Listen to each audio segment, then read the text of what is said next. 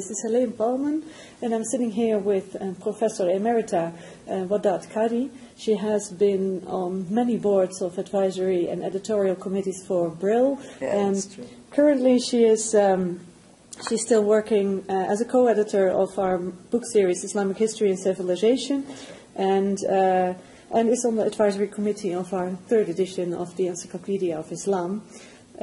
She has done so many things, so I'm very honored that she's here to give us a little... the Encyclopedia of the Quran, I've done it for a long time. That was a nice period, a nice stretch. That was a nice adventure.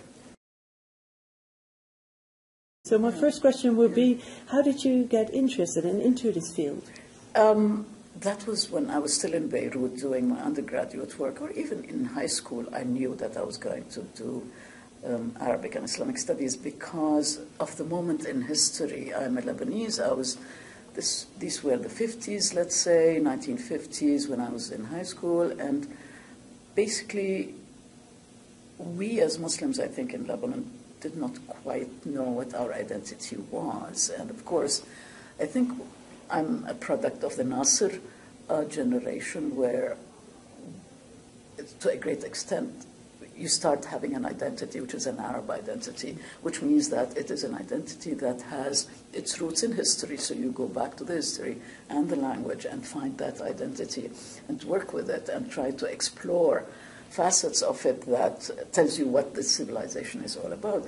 What I'm secondarily interested in is religion. In other words, I got into Islamic studies through Arabic studies, so it's basically the language that brought me into the religion, and that might have to do with my peculiar kind of growth. I'm a born Muslim, but then I had all my pre-college education in a British missionary school. They taught us how to become Christians, and then I went to a secular environment of the American University of Beirut, where I did most of my work, except for a year in Tübingen. And so that's the course of how my career developed. And then I graduated from the American University and got appointed there. And then that was in 1973 when I got my PhD. But then I stayed at AUB except for 1 year when I was at Harvard. And then I came to the United States finally in 1985. And I've been here ever since. And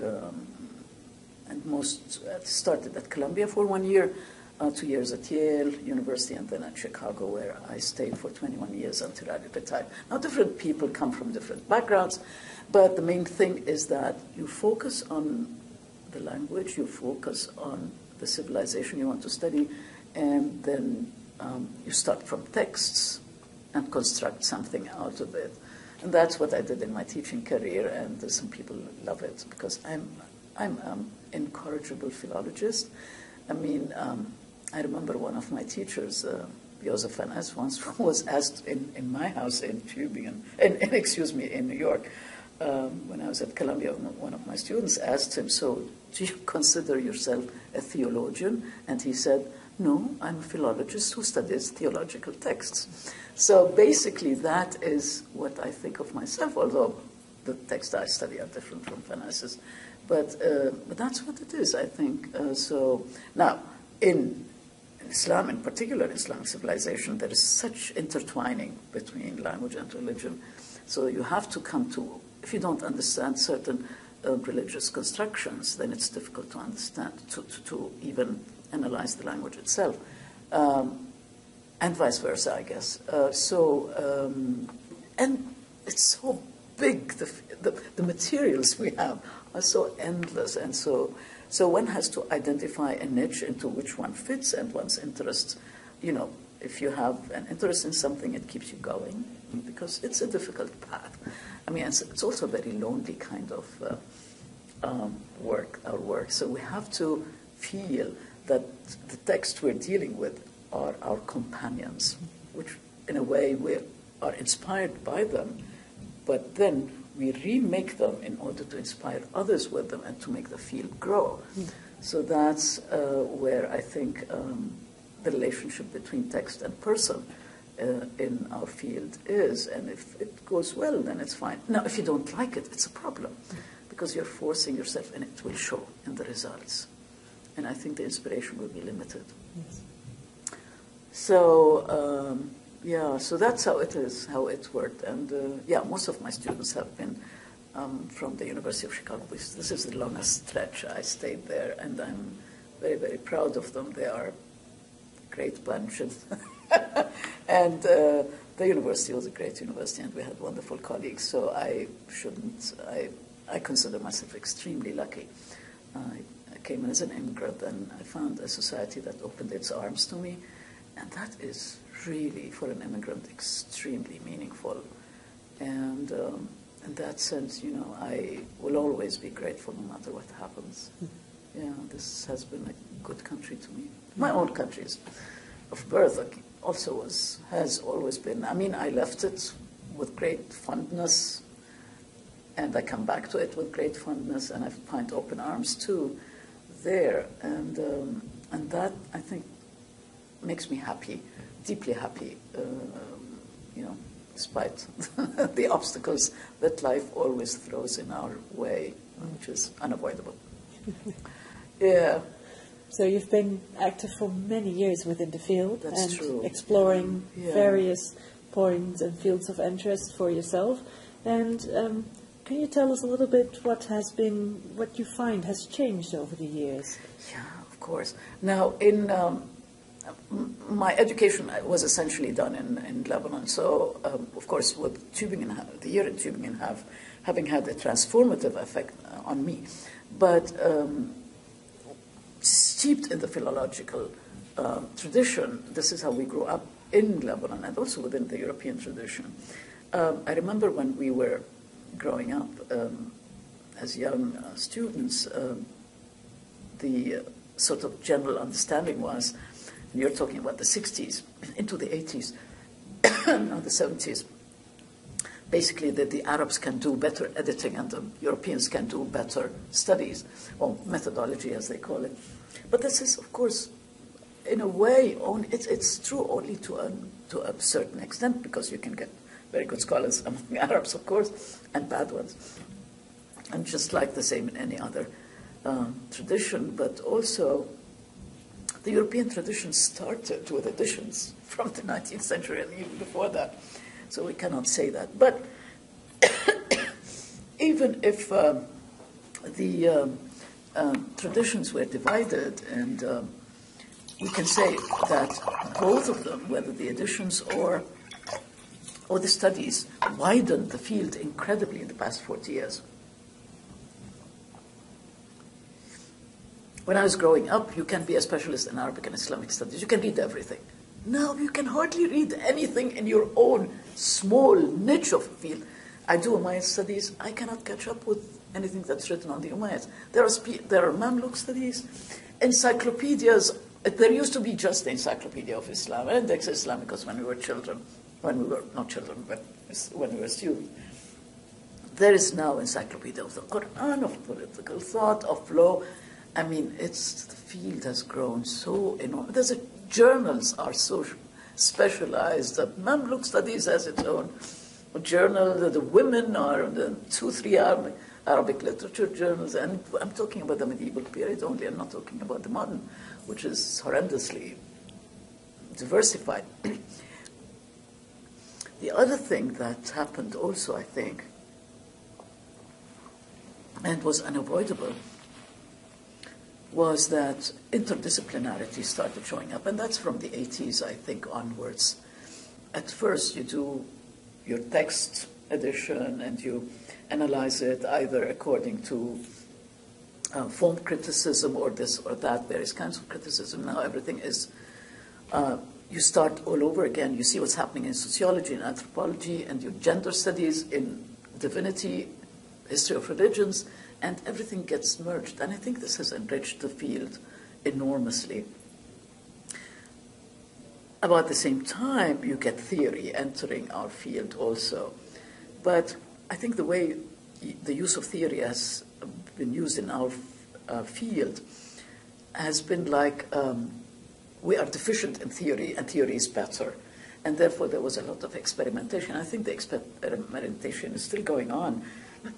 But that Some of it is absolutely not good and absolutely unnecessary, and I don't think there's need to use theory in everything, in every single thing.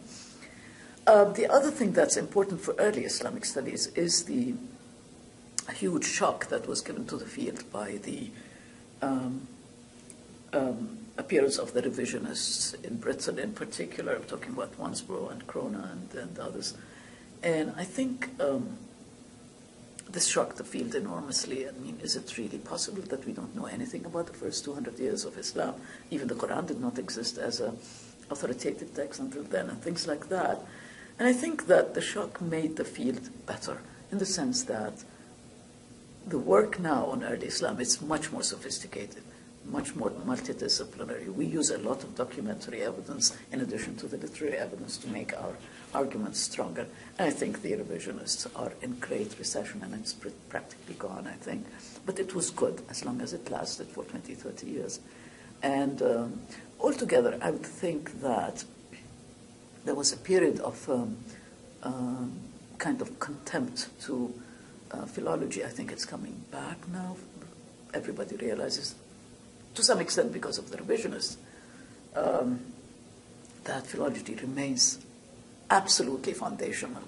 If you use the best theories in the world and the most sophisticated interdisciplinary approach, and you don't know what your text means, there's no point.